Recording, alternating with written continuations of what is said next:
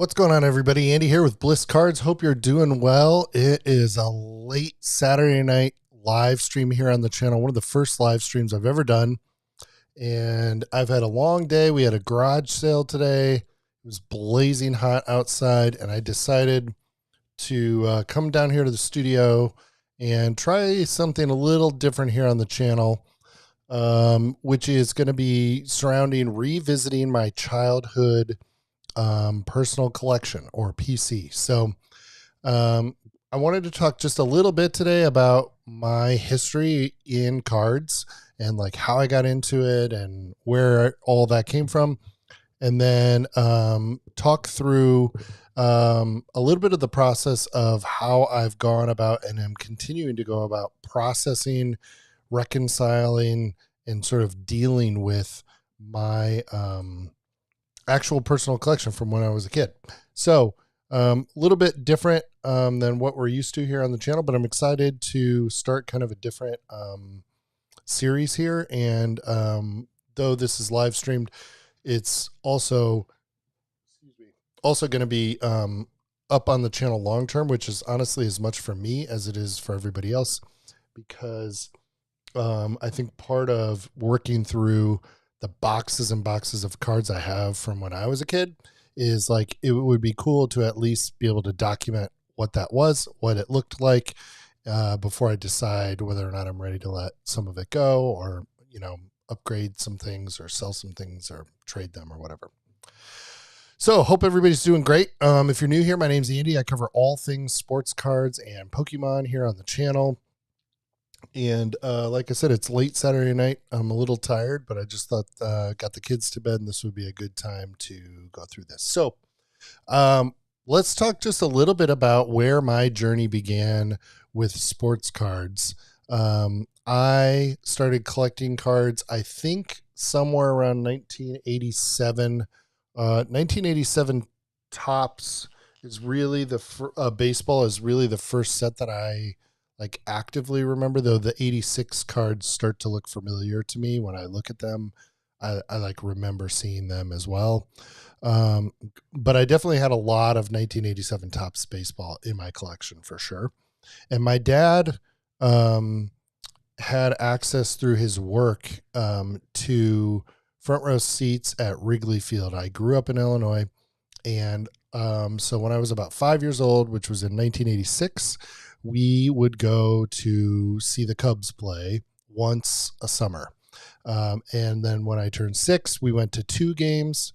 And then the next year, I think we went to 3, until we had it kind of built up by the time I was around 10 to going like once a month between April and September. We'd go to about 5 or 6 games a summer. He would lay out the schedule. It was always on a weekend, on a Saturday or Sunday, and we would drive from the Quad Cities, which is on the Iowa-Illinois border, all the way over to Chicago, 3 hours, and we get there at 11 o'clock. Before 11 o'clock, we'd stop at a truck stop on the way and get a giant cinnamon roll, and the game time was 1:20, and so the gates to Wrigley Field would open 2 hours early at 11:20.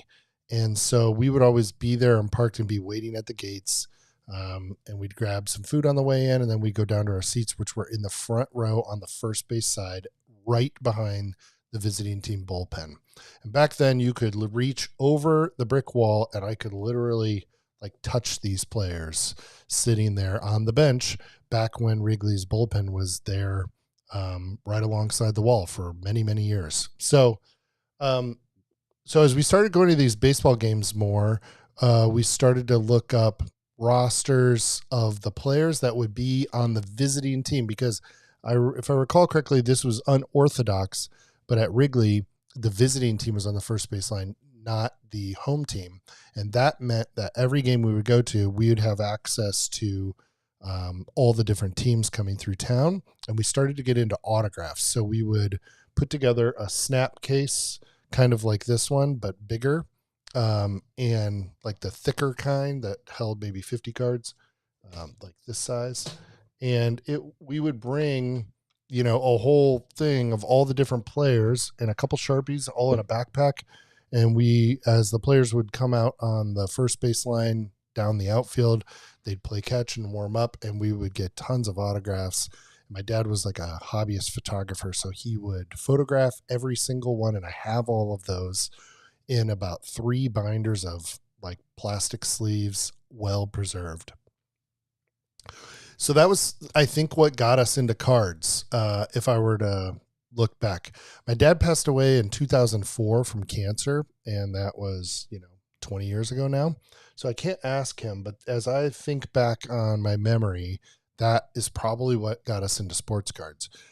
We also PC collected several players from Ken Griffey Jr. and Ryne Sandberg, all the way down to like Robin Ventura and Benito Santiago. And I have those binders with like Apple 90s, Apple II, well, not Apple IIe, but, old computer printouts that I would like to go through those on a future episode of this. And then I have some bulk boxes that I need to go through. I have 2 tubs filled with sets from the 90s where we collected every single card in the set. And then tonight we're going to start with this box that I have here. Let me switch cameras over to, this is actually on my phone so I can move it. And this is the box that we're going to work through tonight. This is a box that says baseball sets. You can see my dad labeled everything. And all of this is organized with these old cards that he printed on and had us totally organized. And I just thought it'd be really, really fun to go through this together and see kind of what's in there and, what kinds of things we're looking at. And I, of course, have a lot of nostalgia connected to these cards. Like, they're really important to me. So, fast forward to about 2020 during the pandemic, and my mom came to visit from Illinois, and she brought my entire baseball card collection. And so it's not like I'm just busting into these for the first time. I've had them now for a couple of years, and there's been a few nights here and there where I'll like dig them out and I'll kind of thumb through them. And I guess I'll just update you on where I'm at with them up to this point. I have a Shaquille O'Neal personal collection binder that we'll look at on a future episode. I pulled out the Topps Gold rookies, and that was in 2020, sent them in during the boom. That was the first time I learned about grading, and I sent that card off to get those cards off, like 2 or 3 single cards to get graded, thinking I was going to get rich, just like everybody back then, kind of coming back into the hobby and figuring out what was going on. Since then, we'll talk about this more on the Griffey episode, but I had 2 binders. I have 2 binders of Ken Griffey Jr. cards organized by year and by set, all in pages. And I've taken out about 50% of that over 2 or 3 large PSA orders and set those cards in. And I think that's about it. I have a binder of important covered Beckett magazines and I already mentioned the autograph binder. Lots of cool stuff to get into that I just thought would be fun to share here on the channel. Going for like a little bit different content option this way, and just thought people who, I think there's probably a lot of people actually in my situation who are adults who have these childhood PCs. They're back in the hobby, and there's this question of like, what do I do? In my case, I've had to ask myself this question of, if my dad were still around, what would he and I be doing with these cards? And the conclusion I've largely come up to is he would upgrade them. He would want everything graded for sure. And he also would, I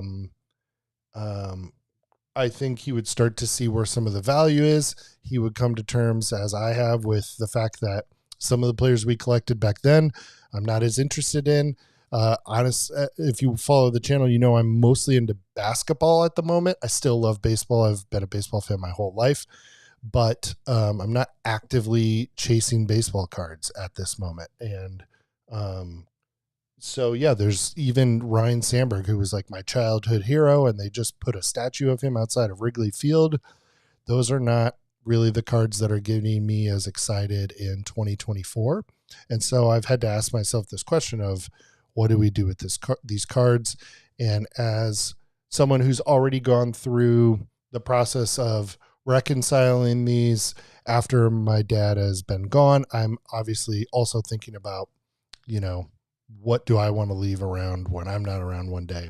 And for my family and for my son and daughter and all those things. So, yeah, there's a lot to think about. I'm just being honest about kind of what my process has been like this. And hopefully that is something a lot of people can relate to. So that's a little bit about my backstory collecting cards. In the mid 90s, when Shaq came into the league, what was that, 96? I started getting this kind of guilty pleasure of basketball cards, because that's when those products really started. 91, 92, I think, is when the sets really started coming out for basketball. So you'll see as we start to go through some of this stuff over multiple episodes, the basketball stuff starts to sneak in from the side. First it was baseball, and then basketball comes sideways. There's really no football, very little hockey, if any. I was into wrestling as a kid, but we don't really have any wrestling cards. So it's mostly baseball and basketball cards from the junk wax era. So yeah, like I said, I'm really excited to, let's dive over to this other view. I'm going to get my keyboard out of the way. I'm just using a webcam in my phone tonight, because sometimes when I use the SLR cameras, though the quality's a little nicer, the batteries don't last as long, and I didn't want to be on any kind of timer with this. So yeah, we're just here kind of having a good time, and we'll see what's going on. So, all right. So here is the first box. Like I said, I'm not going to show this over and over again, but the first thing I have in this baseball set box is from 1989, and I'll try not to take forever, but honestly, I haven't been through a lot of this. So my dad was very organized. It's something I admire about him very much. 1989 Topps yearbook stickers. You can see he's got the printout here of whatever these were. And I guess maybe I'll just kind of give these a rating. Like, I have no idea what these are worth, but let's check this out. So these are small, and they appear to be like stickers. Jack Clark, look at that. And yeah, initially I'm thinking this is like maybe a 1 is get rid of, 2 is not sure, and 3 is definite keep. This is feeling like a 1 to me. This is not really something that I think I want around long term. However, when you think about the 80s, 86 Fleer Jordan stickers that have come up lately. These are not those. But I do wonder if there's some value in these, especially like a complete set.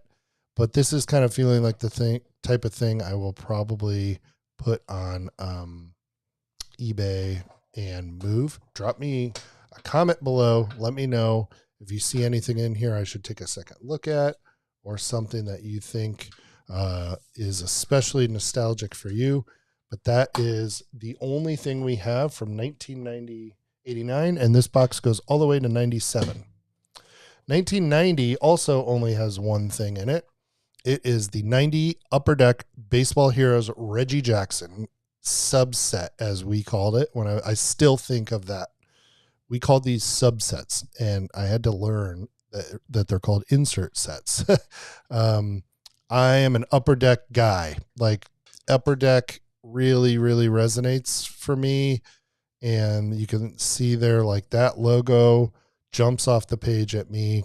When I was a kid in 2nd grade, I think, I went as Ryan Sandberg's Upper Deck card as my Halloween costume. My mom made a giant poster board with arms and a face cutout, and and stenciled the card and then drew it in, and I was a baseball card. I'll have to see if I can find a photo of that. So this is the subset of Reggie Jackson. We'll just take a look at these. And some of these cards, not this set particular, are the kind of thing that in a perfect world, I would love to have like a PSA 10 set of some of these. This set isn't resonating with me as much, though I do remember this card. Way off center and bent left corner. Not sending that copy in for sure. But yeah, it's the checklist, it looks like. Shows the different cards. Cool subset. This is the kind of thing, like, since I have it, I really, really like Upper Deck stuff. There's a lot of Griffey stuff when we get to talking about that I would love to have someday. And for me, the, like even just the bass and then the electric diamond when we get into it, like this is the kind of thing I feel like, also my dad was a terrible speller. And so you'll see that a lot on our, I almost wonder if he was dyslexic and we didn't know it. But you'll see that on a lot of these things. So this feels like the kind of thing I would not grade these, but I think it's kind of cool to have the subset. And maybe I would want to look up the value of these first, but I think this could be something where I would even like maybe make a nice Voltex binder of these like subsets. Here we go. Insert sets, and put them like just so you could see them. I think that would be a thing I would personally enjoy having. I don't really know how much value that set has, but that's for me like falls into that middle category, I guess, of things that I would like to maybe check out. All right, so we're through 2 years already. Which one are you going for? The Reggie Jackson Upper Deck Baseball Heroes from 90 or the Top Sticker set from 89, whatever that was? Several things here in the 1990 section. So let's dive in here, y'all. There we go. First of all, I've got this Will Clark promo card. That's definitely a level 1 move on. Don't need that. Ryan Taylor, this guy was, all the rage in the early 90s. Don't need that either. And just covered that already. And then let's go through this next couple of items. First of all, we've got this front row factory sealed set. Only 240,000 of these sets made. Boy, did they have us fooled. I'm not going to go through this whole thing. This is definitely not something I'm like super interested in. So this is something I would definitely be looking to let go of. Like I said, if it's Upper Deck, it kind of hits different for me. And some of the other things as well, I just think are kind of cool. So that's going in the move pile. No attachment to that. This is a sealed set of Pacific Nolan Ryan Texas Express trading cards. Not going to open it. We'll also be looking to move this. So help me come up with some category names here. 1, 2, and 3 doesn't seem already like the best. It's kind of like move, display, or grade, or seek. The third category might even be like to seek out mint copies for the future. Okay, here we've got Pacific miscellaneous Nolan Ryan cards. Let's check these out. Oh, these might be from that set. Yeah, look at this. Just tons and tons of stuff from Nolan Ryan. Definitely going to be letting these go as well. Sorry, it kind of takes a second. I'll try and move through this as quickly as possible. And here's the second to last. Okay. 91 Upper Deck Silver Slugger insert set. So these are cool. I remember the logo of these from 91. Julio Franco, Alan Trammell, Ricky. That's a nice one. The Ricky Henderson and the Jose Canseco, Barry Bonds. I hate how much he's fallen out of popularity. He was one of my very favorite players, and I enjoyed the recent Golden Netflix series. I guess Ken Golden and Barry Bonds are very close, and it was cool seeing him on there. Eddie Murray, Gruber, there's the guy. Ryan Sandberg, number 23. Ellis Burks, fielder.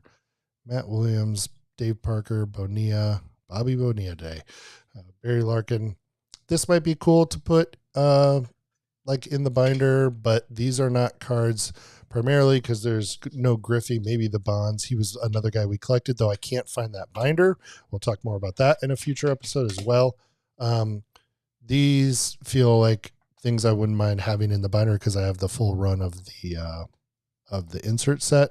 So I'm going to maybe start setting those things aside to review along with this Reggie Jackson set. Also, whatever happened to these snap cases, y'all? Like, why don't we use these anymore? Okay, and here's the last thing from the, this was kind of interesting. You can see Dad left us a note here. Missing H2 and H3. This is 91 Upper Deck. Baseball Heroes. Nolan Ryan 10 to 18. Hank Aaron 19 to 27. Then I don't know what H1 through 4 is. And then SP1 and 2 and HH1. So this just seems like everything we had from Upper Deck. That is a cool card. I know it doesn't make much sense. Got Sharpie on my fingernail from the garage sale today. But like having this in a PSA slab is something that I would enjoy. I just remember kind of like that Reggie Jackson icon card. I remember that. So here's the Nolan Ryan insert set. This one, I'm just not a crazy Nolan Ryan fan. I know he's great, and I know a lot of people love him. Just not from Texas and didn't play for my team. This card I do also remember. Also terribly off center, left to right. But I do remember that. Then, is this the same card? Can't tell. I don't see a number on the back. But this looks like the Hank Aaron subset. So off camera, I'll probably pull up the subset list. I remember this card as well. And then this, I did peek at a couple of these today. That's obviously a big card. This is another one I remember very, very well, the artwork. This one's a little fuzzy for me, as is that. And then we also have this. So which one's SP2? Yeah, so this is SP1 and 2. This is when Jordan played for the White Sox for a moment. And then there's SP2, A Day to Remember. Although, didn't Jordan take a break after like 94? Didn't the Bulls win 91, 92, 3, 4, and then like 6, 7, 8? And he went to the White Sox in between, I thought. So maybe this was just him like messing around with them because this came out in 91. Drop me a comment. Let me know about that timeline. But then I don't know how well you can see this. Hank Upper Deck had it going on with these holographic cards. There's the Hank Aaron HH1. That's very cool. So I'll definitely be kind of going back through this box. And lastly, this Jordan looks clean on first look. The centering is pretty good. It might be a little wide to the right. And I'm not seeing like any issues, which, I mean, these cards have been well kept and protected. So I'll probably sleeve that up sooner than later. And then we will figure out what's next with those. So that gets us through 1992. This is obviously the first time I'm doing this series. If you do catch this video, though, I'd love some feedback about, the pacing. It's not going to be like highly produced where I have, I could record all this in advance and then, make like graphics for each section and cut out the stuff in between. But I have other videos I want to make for y'all on the channel, and that is going to take a ton of time. So I just thought we'd keep this a little more informal and a little more natural. So definitely want to set those aside with the 1990 Upper Deck. And let's just quickly jump over here and see if we can find where did it go here? Sorry, I'm still remembering how to use all the software. 1991 Upper Deck Baseball checklist. There's the Jordan. Okay. So what I'm thinking, there's the base.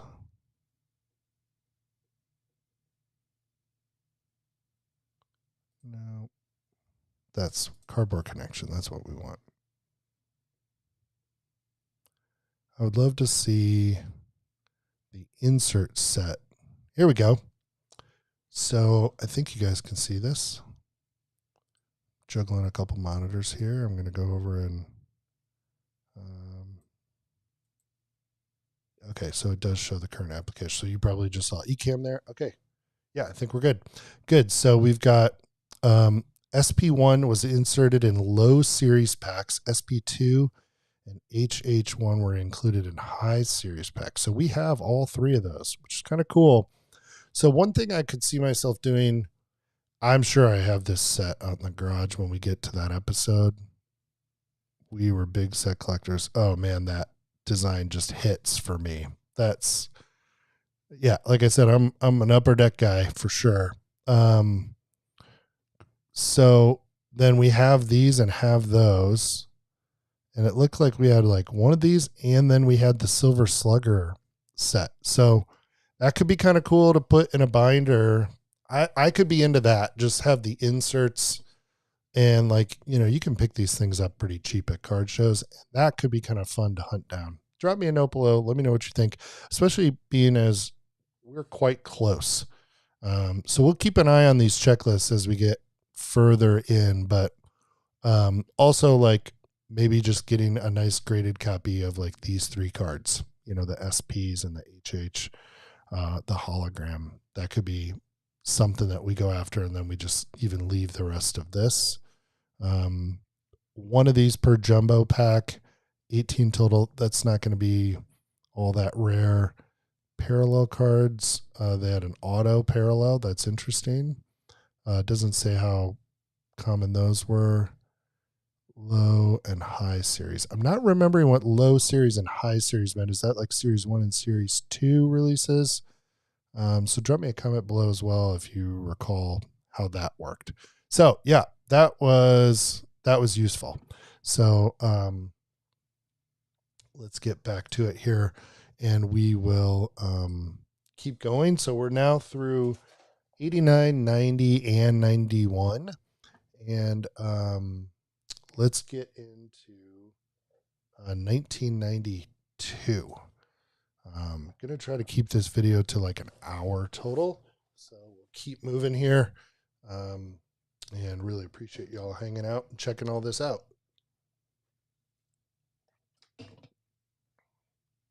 Okay. If you do happen to hop in the live stream, drop me a comment. I'd just love to know that the audio and the video is working. Like I said, this is kind of a new endeavor, and I thought this would be a lot of fun. And also, like I said, just trying to kind of chronicle my own experiences in the hobby. Everything these days is so heavily about flipping and whatnot that I just thought this would be kind of a nice change of pace. So first 92 set, 92 Fleer, Roger Clemens career highlights. Let's check these out. 1 through 15. Oh, what's this? Interesting. Dear card collector, thanks for ordering our very limited edition 3-card Roger Clemens subset. Blah, blah, blah, blah, blah, blah, blah. Over 2,000 hands signed. That was a big deal. Now you pull those right out of packs, huh? There it is. So let's see what this is all about. That one didn't come out, but that's okay. Fleer 92. Love that logo. Wow, I bet these are very difficult to grade. You can see this one. There's quite a bit of whitening on the edge there. So, yep, this is one I think I can let go. Like I said, it's the Upper Deck stuff that I'm most nostalgic about, although it's definitely collecting Fleer and Donruss and all that good stuff. So I'm going to set that one aside. Let me know what you think about Roger Clemens career highlights. We're not going to do the the eBay scouring tonight. That would take quite a long time.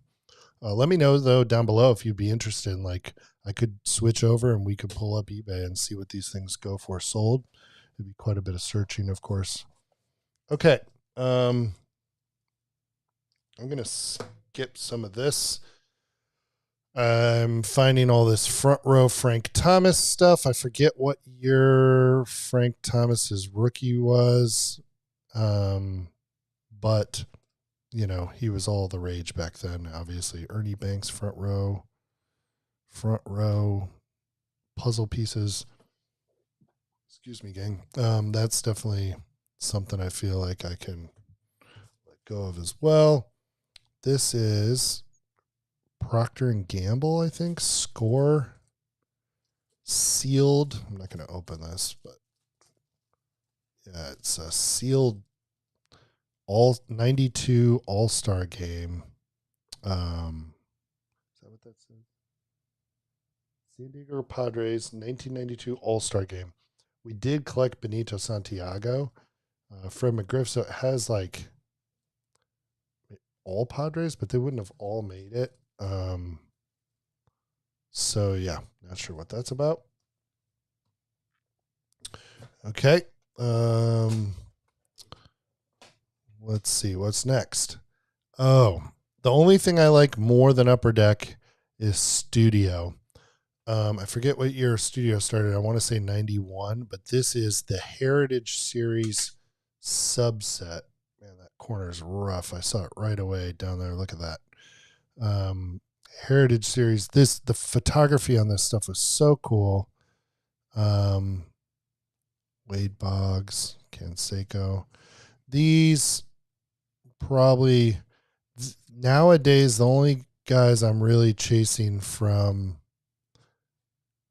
that era for the most part are Griffey and maybe Bonds. But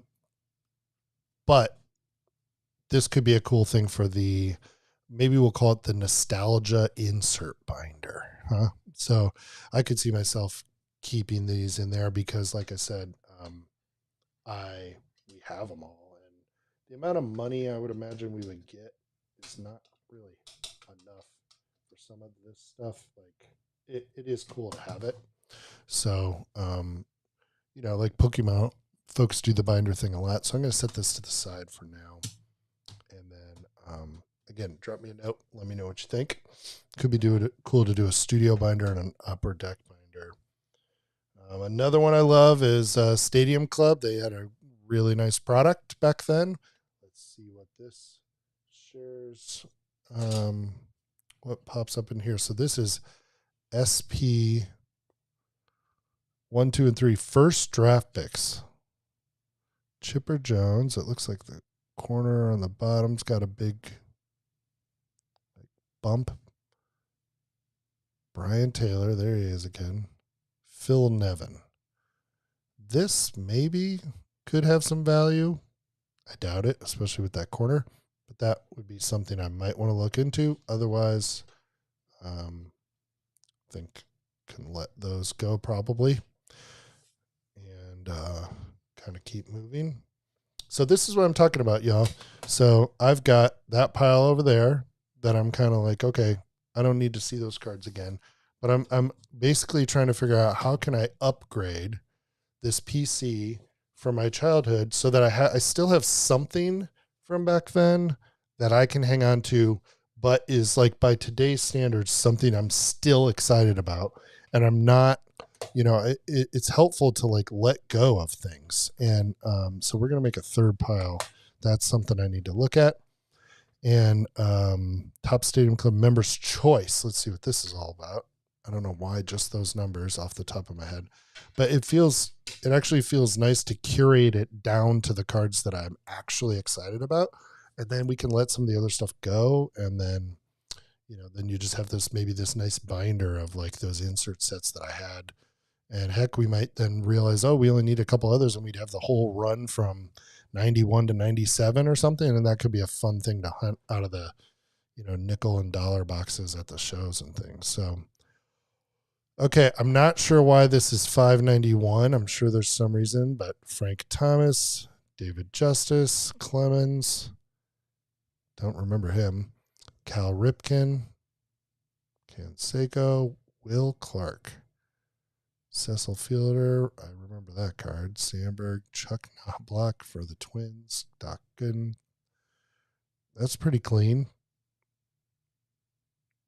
Have to figure out what the value is there, if anything, graded, and if it'd be worth it. Bonds, that's a cool sideways card.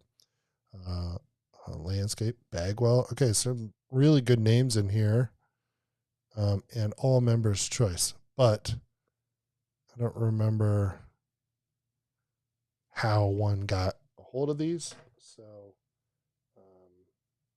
this will be one that I would put this in the middle. Like, it's cool. The names are good. I like Stadium Club, but Studio and Upper Deck are probably my favorite. I do like Stadium Club, so I'm going to set this to the right for now. And drop me a comment if you're watching, what your favorite set from this era was. Was it Upper Deck, Studio, Stadium Club, Fleer, Flare? What do you think? All right, 92 Stadium Club limited edition, members only, baseball, football, and hockey. 46 cards. Hope my sister or mom ends up watching this. I think they'll get a kick out of it too. Okay, that looks like a puzzle card or something. So this is also limited edition members only from 92, but it has other sports. Man, look at those corners. You can just see the whitening on the corners down there. Bip Roberts. I'm going to go through these quick or we'll be here all night.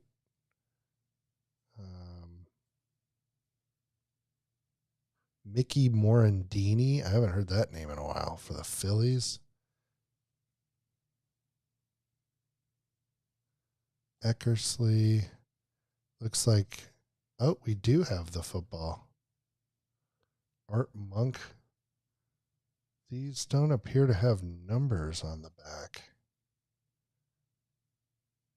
So, yeah, look at that. Emmitt Smith, though. I was a Cowboys fan, mostly Deion Sanders, and everybody liked the Cowboys back then. Steve Young, Troy Aikman. Interesting. Let me know what y'all think of this. That Emmitt Smith card was cool. I collected him a little bit in Deion when he was playing for the Cowboys. We would all throw the football around outside and attempt to do his touchdown dance when we scored outside playing around as kids. So I'll put this to the right. I'm going to kind of put the Stadium Club maybe in the middle. All right, we're moving along. We may need to do this box in 2 parts, y'all. It's a lot of stuff. Okay. This was rubber banded. 92 Upper Deck Baseball Heroes. So close. Ted Williams, 28. Bench Morgan, 37 to 40. And then we've got the H5, 6, 7, and 8. SP3 and 4. So before we dig into this, let's go over to our other view. Let me switch cameras. That should show you all this. And is it going? And let's do, there we go. 1992. Upper Deck Baseball. Let's see what this set checklist looks like. Okay, so there's the low was 1 to 700. Oh, no, we didn't want to do that. That just takes us to eBay. High was only these and then the complete set. So maybe Series 2 was like I'm just not remembering. It might have been like the traded, I think it comes out like halfway through the season for different things. Okay, this is an all-time favorite card of mine. So these Mr. Baseball. So SP was like short print. I wonder how often they were printed. I'd be interested. So right now, I've actually just sent 2 of these in. If you look at my last PSA submission grading video. Actually, I don't know if that's up on the channel yet, but it's probably coming soon.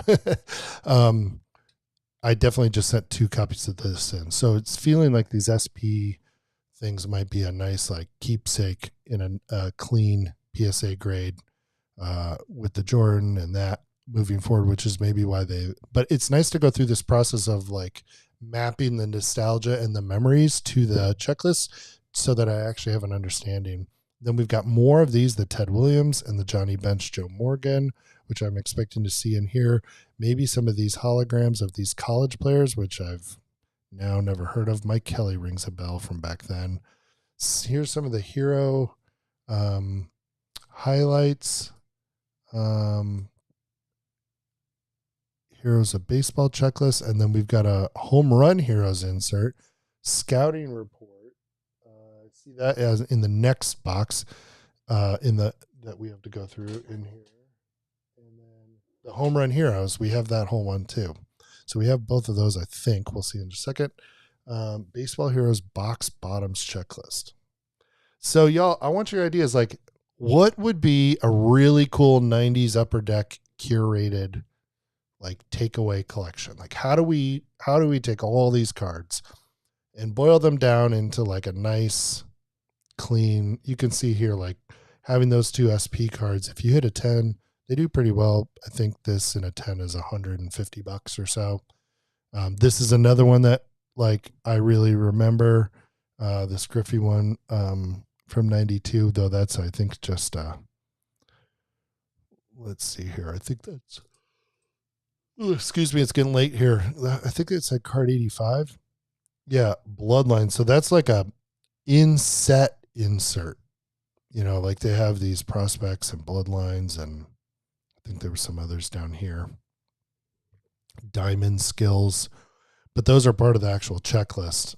And then these are inserts. I would love to know the pack odds on this stuff, and I'm sure there's people out there who know. I was into it heavy back then. I'm just, I don't have those numbers off the top of my head. So yeah, please, if you're watching and know more, I would love to know if there's a resource that you're looking at for these things. So, all right, let's get back to it here and get back to the card cam and see what we've got here. So this is the Ted Williams, the bench, some of this stuff. So we should see the Dion in here, which is cool. Let's start with these on the back. This is the David McCarty, the Mike Kelly, and the Ben McDonald. Look at that. And here, that yellowing on the top letter is the Ted Williams hologram. That would be one I would want to keep. I would probably keep these just to be a completionist, though they don't matter to me at all. And then finally, we've got this here. We'll keep this where we can kind of see it. Look at this, the Baseball Heroes. There's the Ted Williams. And then we should see the, that's a cool, the Johnny Bench, Joe Morgan, Reds thing. There's that. I remember that card too. Then this is H5. Yep, there it is. Dad never missed. Raleigh. There's another nice one. Then SP3. Look at this thing. Let's set these down. It's hard to actually see the cards because I'm looking through a phone that has the camera. Wow. I'm a Cubs fan, so I hate the White Sox, but that is pretty cool. Also hate them. But these,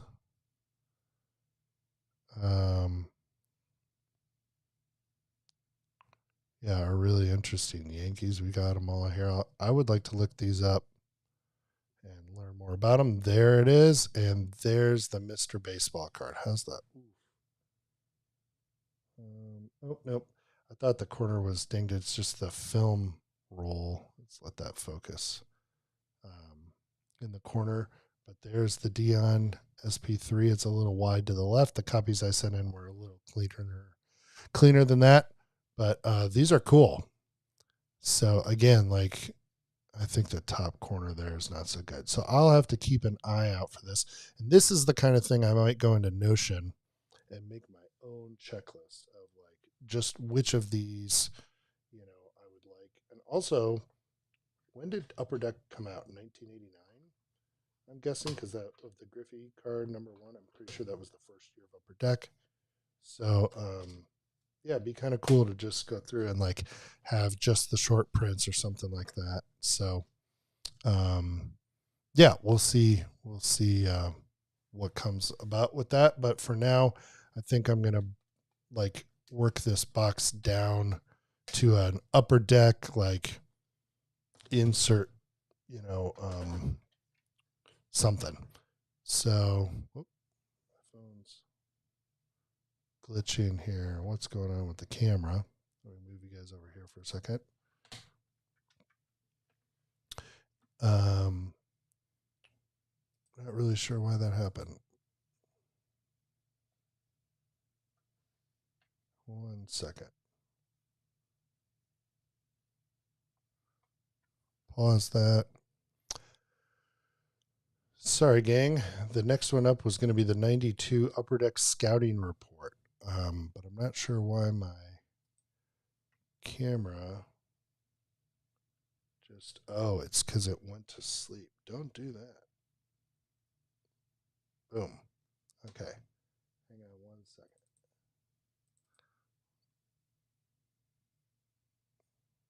Hopefully we can get this to connect. I actually don't know how to make the phone find it again, so this could be a problem. I've had this issue in the past.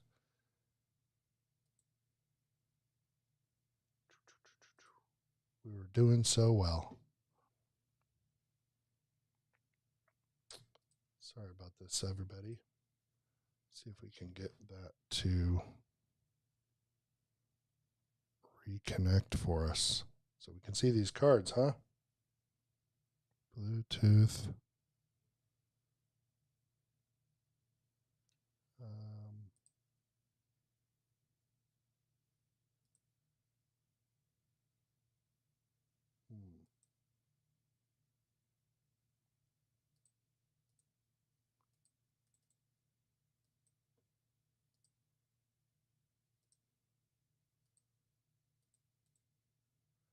Yeah, boy, that's a bummer.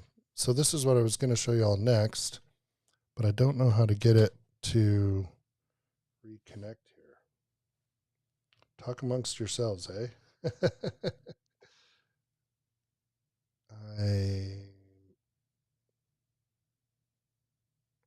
What happened was I have like focus modes on my iPhone, and I think it's coming up on 11 o'clock here, and it went to sleep.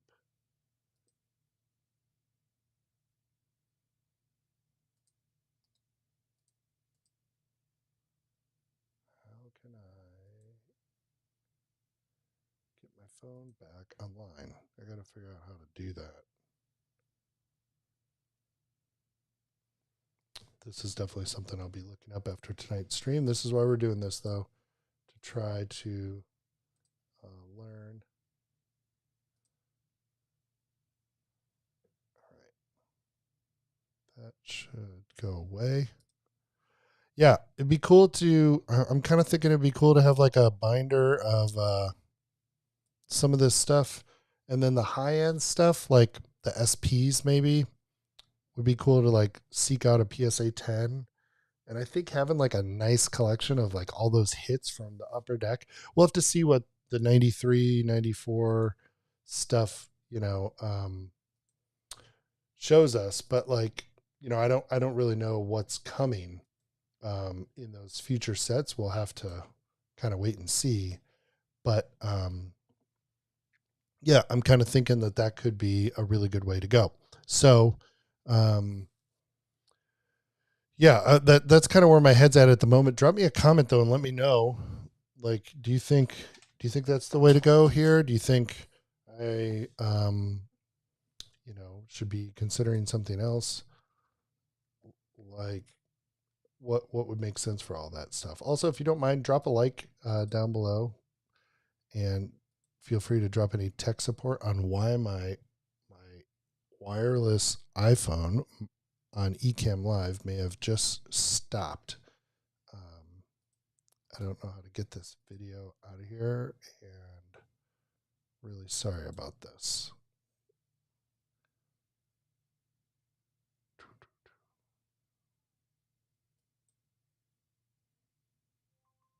There we go. I don't actually know what I did. Well, I do. Put that back in the switcher, and we're live. All right. Sorry about that hold up, guys and gals, but I think we're back. So back to the card cam. This is no longer right, but we want this to be that camera. There we go. All right. We're back in business, everybody. We did it.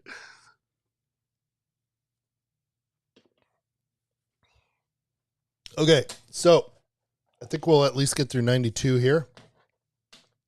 So let me clear this out of my way. Good. So 1992, we covered some of these in the last one. This one had the Ted Williams and all that stuff. But this is just the scouting report, and it looks like we've got the entire run of these, cards number 1 through 25. Now, of course, I doubt I'll be all of that excited about any of these players. Yep. Derek Bell, Royce Clayton. I remember some of these names, but nobody enormous. Eric Karros. Kenny Lofton. Man, I loved it when he was on the Cubs. That was so fun to watch. Jim Thome, probably the biggest name in there. All right, so there's that. Again, for me, prospecting, not my favorite thing. So that stuff is more of a completionist thing for me. Like, we have it. Why would I get rid of it? I'm not going to probably, I don't know. I'd be interested to see what these go for, if anything, on eBay. $10, I would think, at best. So I'd probably just throw it in the binder to be done with it. And then we've got, wow, look at this. So this is the problem with age. So this, oh, do y'all see that? That's a rubber band. Oh, gross. That's a rubber band, gang. Oh, man. So I was going to say, it's like on the bottom of this. Everything's fine, but that's a rubber band on there that has been in heat for 25 years and is disgusting. And these are also sticking because I'm guessing the bottom of the rubber band. Oof, hope this isn't valuable. Yeah, it was sticking. Okay, so let's work backwards here. We've got a Baseball Aces playing card set. I think we're going to call that a day and leave it as is. I don't think we need to go through that. Then we've got this Upper Deck Fan Fest 54 card set, complete with vintage rubber band. It's pretty gnarly. Okay, yeah, I've seen these before. Future Heroes. Then All-Star Heroes. Is there a Griffey in here? There he is. Not that cool of a card, in my opinion. It doesn't have like the Upper Deck insignia. So, I don't know. Tony Gwynn. He's awesome. There's not enough hours in life, but there's a world where I would have been a bigger Tony Gwynn fan, and I think a PC of him or Kirby could be really, really cool. Cal, Sandberg, Sabo. Yeah. He's Ozzy. I've got a great story about him signing. I'll have to tell on a future episode. Strawberry. Yeah. Okay. Good stuff. I don't know. This doesn't have the Upper Deck logo, and I think that's what really grabs me about it. So this would definitely fall in the Upper Deck Completionist, but don't really care. This is gnarly though, gang. Ugh. Gross. All right, what am I going to do with this? Hang on, y'all. Can't be having that on the display table. So, wow, that was crazy, huh? That thing just disintegrated right in front of us. Okay, and then we didn't cover this yet. This is the home run heroes. It looks like the Silver Slugger from 91, but it's got this gold bat. Also feels like the kind of thing you could penny sleeve and then put into a really nice binder. And I think it could display really nicely just to have them all. Where's Griffey? Bonds. It's nice. Did I already pass Griffey? He's got to be in here, right? Ripken, Carter, Gant, Frank. There's the Cubs. Chili Davis, Albert Bell. Wow, no Griffey. Okay, interesting. Yeah, so that's 92. And this one was on top of that box. So it's got some of the gnarly stuff as well. All right. There's quite a bit in 93. Oh, nope. Sorry. I also accidentally set this out. This is cool, gang. And this is the kind of thing I was looking at before I got online and decided I should do this stream. This is the 92 Donruss Diamond Kings full run. And these cards are awesome and definitely would display really nicely in this binder I'm speaking of. That's just like and the condition is really great. But this artwork, I would love to have all the Ken Griffey Jr. Diamond Kings in a slab. I think, or Brian McCrae. I loved having him on the Cubs too. Or even to start, just like kind of like what a lot of the 90s collectors do in basketball. They'll just put them in mags, and bag them. Be really cool to. There's the list, but I would love to sleeve these and get them on display. 27. That's like 3 pages of a 9-page, like binder. I think it could be pretty cool. And then you can actually see them that way instead of having them in a box, or even a top loader binder if you were really worried about it. These are in here and they barely fit. I think this must be like a 25 card snap case or something, but that's definitely a keep. All right, let's keep pushing ahead. This is fun. I'm having fun. I'm here. We're set up. Let's do it. If you're watching out there, would love if you drop a comment. Let me know what you think of all this stuff, what your favorite stuff is. What do you think of when you think of 90, 91, 92? We are now diving into 1993 and are going to see what we have. We have half a box here. So that was row 1. So we're diving into row 2 now. So let's get into this. I'll try to pick it up a little bit. 1993 Fleer Ultra comes out. When we talk basketball, Fleer Ultra, 92 Fleer Ultra, or it just says Ultra now a lot in like checklists. This stuff really hits home for me for basketball. 92 Ultra, and again, are the kind of cards that I would love to have in my PC long term. Is like even some of the key base cards, like the Shaq rookie 92. All right, so this is chase cards, maybe Dad meant just like insert sets. The Home Run Kings, the award winners, that's a popular one in this Eckersley set. I just had a Scottie Pippen set that I sold as I was starting to process these. Don't really care about these Eckersleys.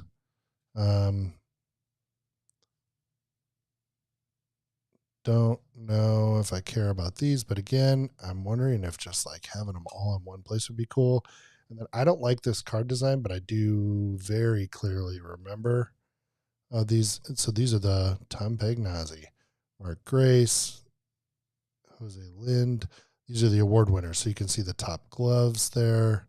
If we get further, I'm guessing it's other awards, maybe not. Those are all the top gloves. Then we have Eric Karros, Rookie of the Year. These cards are super, like, not sticky, but they have like a film on them. Barry Bonds, MVP. Sheffield, Ultra, Player of the Year. It's pretty cool. So, yeah, I guess I'd have to see what these go for. Again, I'm not thinking a lot of these go for much, and all this work has already been done. So it could be kind of neat to keep things together. The stuff that I really don't want, though, is like the front row and that kind of stuff. I think that stuff definitely will go. And then some of this, I don't know. It's really tough. Like, I don't know. I need your help, y'all. Drop me a note. Let me know what you think. I just don't know that you're going to get that much value. Okay, so here then is Series 2. I'm telling you, we were in deep for a long time. That's a cool card. I don't really like this, but this part's kind of cool. Kind of reminds me of the Planet Metal, just a little bit, for basketball. Which is a huge set. And I have a random piece of Velcro on my sock. Okay, get out of here. All right, so Nolan Ryan. Those are cool. I kind of like those a little bit better. Sandberg there. Larkin. Sheffield, Barry Bonds. That's a nice one. Ray Lankford. Yeah, these are pretty neat. And then we've got the Ultra Rookies and a random base of JT Snow. Not sure why that's. Not sure how that made it in, but that's Series 2 from 93. Fleer Ultra.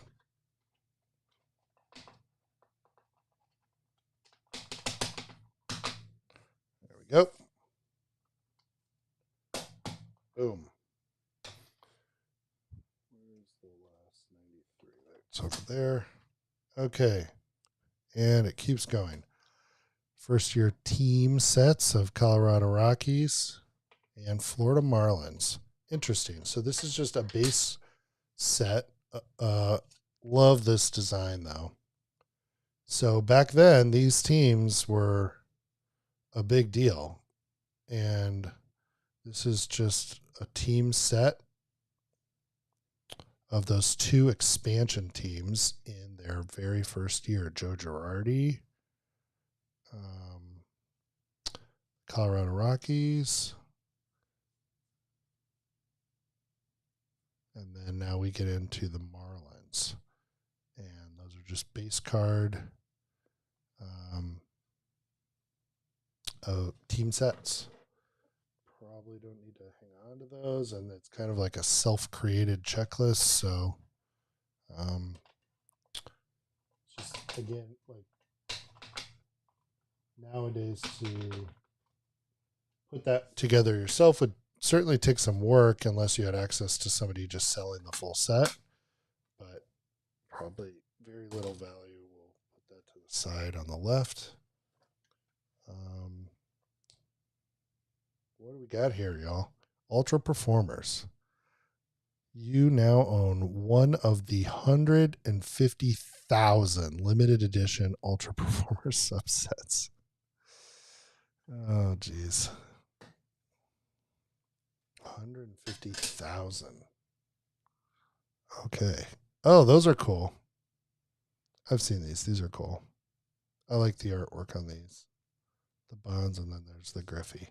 Now, I've seen these, and as I've tried to kind of get my own checklist together for which Griffey cards I want to be collecting, it's nice to be reminded what's what and really memorizing those checklists. This snap case, is that on the snap case? Yeah, it's on the snap case, so that's kind of cool. The Ultra Performer snap case. Interesting. All right, set that aside What's next? 1993 Leaf. Looks like Series 1 and 2 Frank, Fast Track, Gold Leaf Stars, and Heading for the Hall. This one's pretty full. We'll go through this as quickly as I can here. Just get the highlights. So we've got the Frank 1 through 10. Oh my gosh, this guy was so popular. These are all stuck together. And then Fast Track. I think the Franks are kind of interesting to me. I don't like this insert at all. Carlos Baerga. I haven't thought about him in a long time. Gold Leaf Stars. That's these. They look kind of similar. Nothing. Then Heading for the Hall. You can just hear them coming apart there. I'm not going to bother with all these. Gwynn, Ripken, Clemens, Sandberg. It's a nice looking card. Yeah, cool. That stuff's cool. I think my favorite stuff in there is actually this. I do remember these, and boy, were they. It kind of felt like Wembanyama or something. Like he was just a big deal, and everybody was into Frank Thomas at the time. So we'd have to kind of see what those go for, if anything. I'm sure most of this doesn't go for much. All right, now we go back to studio year 2 or 3. I think that's supposed to be Superstars on Canvas. Sorry, y'all. Chase cards. So the insert cards, Heritage, and then the Frank Thomas 1 through 5. Let's see what we got. Heritage. No. Here's the Frank Thomas collection. Okay. And then these look very similar to the last year. I think if I did this binder, I would organize them by set and then by year. I love that card. Superstars on Canvas. These are cool. They kind of have like an impressionist look to them. Frank, Grace, Bonds. Yeah, and you can see the easel. I think this Griffey's got a really bad corner. So that would be one I'd be looking to replace probably, and then maybe grab a copy. I think that's the card I'd want out of that stack. This is super fun though to go through all this and just kind of see what I got. So,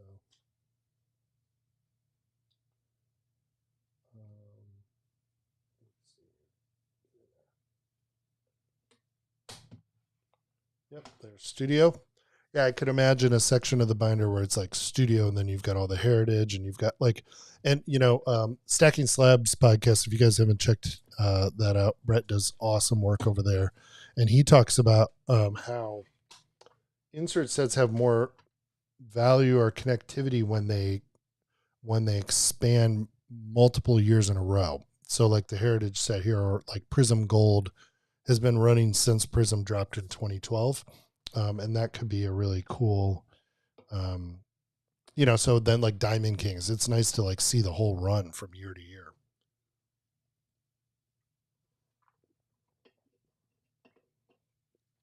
All right, Top Stadium Club, limited edition members only, 93. I think we're going to stop after 93. I'm getting pretty tired. It's been a long day. So we already looked at stuff like this. I need to review. Whoa, hold up. Oh, this is like that last one maybe where we have multiple sports. Mario Lemieux right in there. Then I need to review the members only thing though, because it was a parallel and it's feeling like these sets, it was like a send away subset. So did like the members only parallel then start later? And then of course, is there like a sneaky card in here where like, one of these is like, I don't know why there would. The names are the names, right? The history's been written. But especially like hockey. Like, is there like a Wayne Gretzky in here that I need to kind of keep my eye out for before I sell the whole subset for $10? You know what I mean? So that's the other stuff. I think just I'm fairly in the know on this stuff, but you just never know. So I'll probably work through these, one at a time and just do some sleuthing on eBay before what I would do in that instance, there's the bonds, is I would just type this set in and I'd go to eBay sold listings, no names. And then I'd probably also and just see if anything has sold at all. And then I'd also go to the PSA and maybe the Beckett grading just to see which card had been graded the most. That could also tip somebody off in terms of what they might want to be looking for there. All right, we got 4 or 5 things here, y'all. Let's keep pushing. We've got Stadium Club chase cards for series 1, 2, and 3. Looks like just a couple cards. I don't know what chase cards mean in that capacity. Don't remember these. Pacific Terrific. I do remember Will Clark not being a very nice guy. Second City Slugger, Daryl Strawberry. What do we got back here? This is crazy. Okay. Yep. Nothing's really grabbing my attention there. Also, I think these snap cases are cool, but it's not really something that's used nowadays. So I'm trying to figure out, if I did want to hang on to any of this, is there a better way to store the ones I do want to hold on to? Okay. This was in there. It's sealed. And then we have this. Y'all ready? Stadium Club member. Filling out our Stadium Club membership questionnaire. We get the football preview cards as a thank you for the membership questionnaire. You'll notice there's no email or website because that wasn't a thing back then. So, yep, don't need those, but have no clue if they have value. Probably not. All right, 2 more. Upper Deck Fun Packs Hot Shots, cards 10 through 21. I'm barely remembering these. Oh, I do remember these.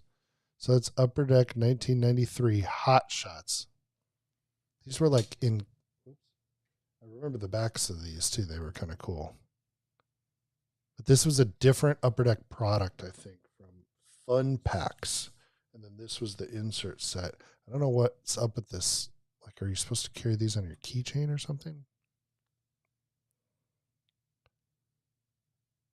We'll trade you this card for 3 of our Heat activated. Oh, yeah, that's right.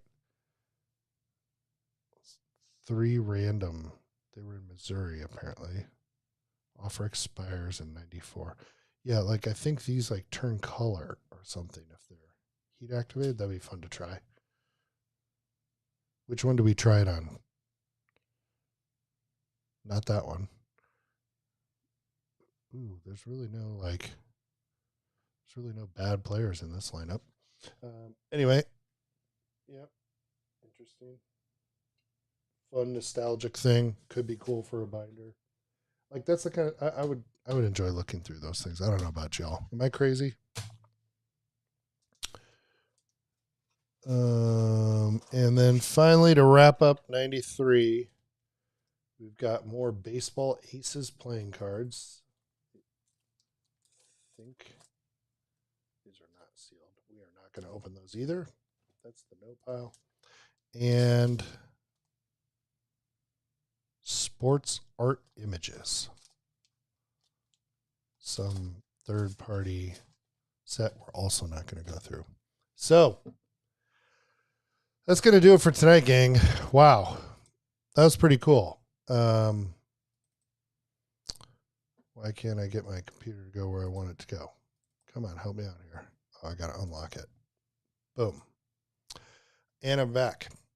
Yeah. Thanks so much, y'all. This was cool. This was really fun. We got through 1989 and 90, which were light, and then 91, 92, 93, which had more, you could see like we really turned up the gas at that point. 92, I would have been like 10 or 11 years old. And so it makes sense that like around that age I would have been like in fifth-ish grade, somewhere around there. So, and I remember, I mean, we would go to the card shops in my hometown. There was like 4 or 5 of them across the Quad Cities in Illinois, and we would go all over every week, and especially to this guy Denny. He ran the Milan Card Shop. We were there every week, and as we'd get ready for these baseball games I talked about at the start of the stream, we'd go in with a checklist, and he'd be pulling base cards, and he had monster boxes behind him, and he would everybody was trying to complete their sets. It was fun, y'all. I understand now those sets like don't hold tons and tons of value because the cardboard was mass produced and it's out there and you could find it if you wanted to, but it was still fun at the time, and I have really fond memories of it all. So thanks for letting me open this episode with like a little bit of my background. I think it's just nice to put this out there so people understand the context, and I hope that this series resonates with other people who might be trying to figure out, even if you're not reconciling, as I kind of have been thinking of it, your own PC from the past. It's like, how do we go about collecting now? If you just got in and you buy a bunch of shiny stuff, and then all of a sudden you have to kind of weigh sentiment and that versus like long-term value and scarcity. And that's always a tricky balance. So that's going to do it for this first episode of this series. Would really love your feedback in the comments. And if you're new here, again, my name's Andy. Please consider subscribing to the channel down below. We've got lots of great content planned. We drop a new video at least once a week. And I'll be going next weekend to the Nashville National out in Nashville, Tennessee, setting up as a vendor. I'll be bringing basketball cards and Pokemon as always, but we might have some of this stuff with us if I can figure out what I want to do with all of it by then. And if I get going on this binder idea, maybe I'll bring it with and bring it to the booth. So if anybody wanted to, they could flip through the work in progress, and I'll be sure to show it to you as we go here through this journey together. I'm really excited about that. As I mentioned, I also have PC binders of other players, but they're in like huge 3-inch like D-ring, red and blue binders. Those would also be nice to modernize and get into like a clean zipper binder that's half the size, half the weight. So lots and lots to cover on this series as I work through this. But until then, I really appreciate you all watching. Hope you have a great night, and we'll catch you on the next video. Thanks, everybody.